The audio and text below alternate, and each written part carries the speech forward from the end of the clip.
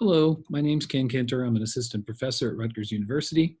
This video is to assist the trainers for you at the Anne Klein Forensic Center in part of what is known as OARS.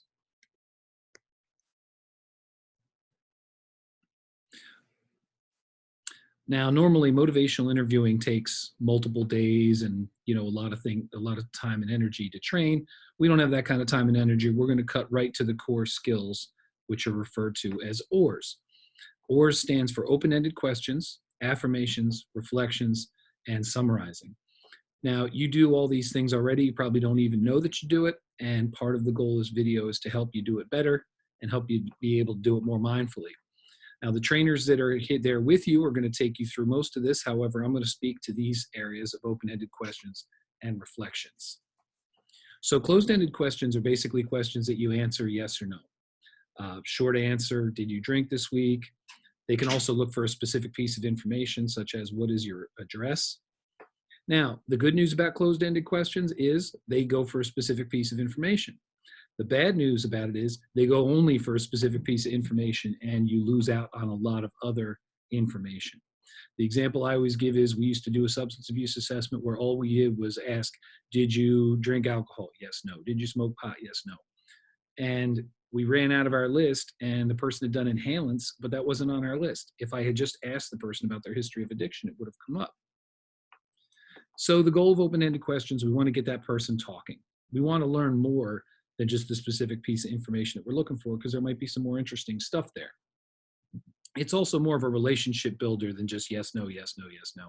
That kind of sounds like an interrogation. So just to practice, are these open or closed-ended questions? So for example, what would you like from treatment? Is that open or closed-ended? And the question I always ask is, can you answer it with a yes or no, or just a specific piece of information? So this one is open, because you can answer it multiple ways. Was your family religious? Can we answer this one yes or no? Yes, we can. Closed-ended question. What do you like about drinking? Is that open or closed? That is open. If you were to quit, how would you do it? Open or closed? That is also open. This last one, is this an open-ended question? All right, this is technically a trick question. It is closed, but no is also an acceptable answer. Just seeing if you're awake out there. So let's practice this a little bit. So for this exercise, I need you to break into groups of 2. And your trainers are actually going to model this before you do it, so you'll get a chance to see how it works before you actually do it. But just to give you the instructions, divide into groups of 2. One of you, the speaker, is going to finish this statement. One thing I like about myself is that I am blank. And pick something that means something to you. If you feel you're an honest person, use that. If you think you're funny, say that too. And prepare to be mocked, but there you go. Now, the job for the listener is to ask one closed-ended question and then one open-ended question. So for example, and the trainers are going to do an example for you. So if I say, do you mean, one thing I like about myself is that I am funny. The response coming back, that means, do you mean that you like to tell jokes? Yes, no. And then let's ask an open-ended question then. What does funny mean to you? And that's an open-ended question. And then after that, you switch roles. You can pause this here so that the trainers can do this with you, and then we're going to move on into reflections.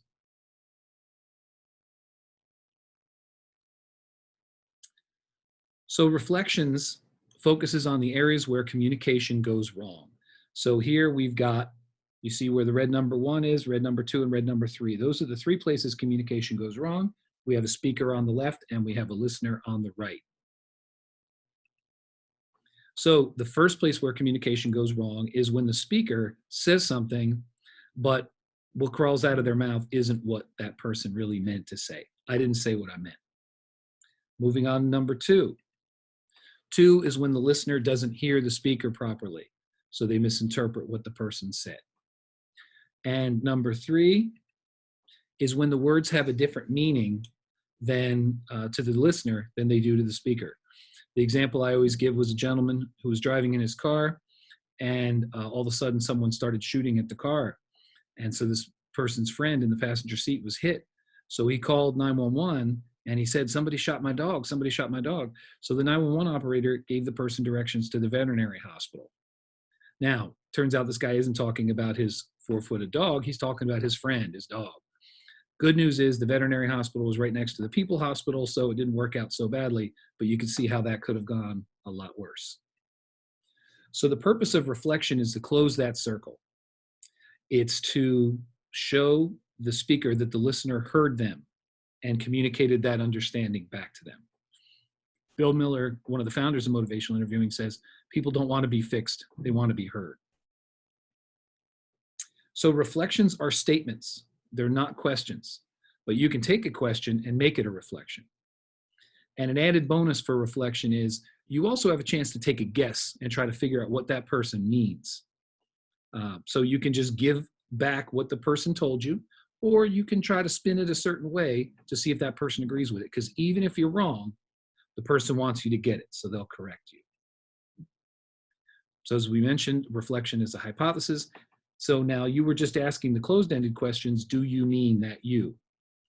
Now you're just going to make it a statement. So it's you blank.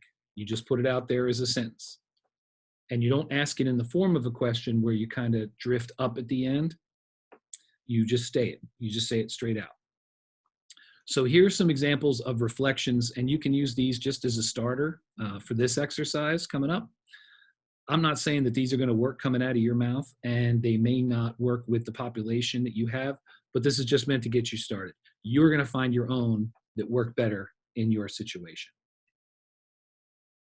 So again, the trainers are going to model this exercise for you before you do it, but I'll take you through the instructions now. Again, groups of two, each of you will get a chance to be a speaker and the listener. The topic I want you to think about is how I hope things will be different in my life 5 years from now. So the speaker says that, what they want their life to look like 5 years from now. And what the listener is going to do is use reflections coming back. And I want you to do 2 reflections, just like we just did. The first time, I want you to say back to that person exactly what they said to you. This is called parroting. And it's a very important listening skill. And if any of y'all are married or in a relationship out there, this is a very important skill for that relationship as well. You're welcome, by the way. The second time, don't say exactly back what that person gave you. Put a spin on it. Pick a part of what they said and call attention to it, like the emotion or like the content, or take a guess at what they meant. So for example, if someone says to you, how I want my life to look 5 years from now is, I want to be retired. So I can say back to them, so you want to be retired in 5 years. That's parroting. The next time, what if I said, you are looking forward to being free. You are looking forward to not having to wake up in the morning and doing what you want to do for the day. Now, all those are guesses. That's all me kind of putting my own spin on it. But I'm also seeing if I'm right. That person may back me up, or they may correct me, and that's good too. So after you've done the parroting and after you've done the second one, then switch roles so both people get a chance to do it. So this would be a good time to do that reflecting exercise. These are the materials that I got this content from if you want to follow up on this. And again, thanks to Bill Miller for the original materials. Good luck, and you guys have a good one. Welcome to Ann Klein.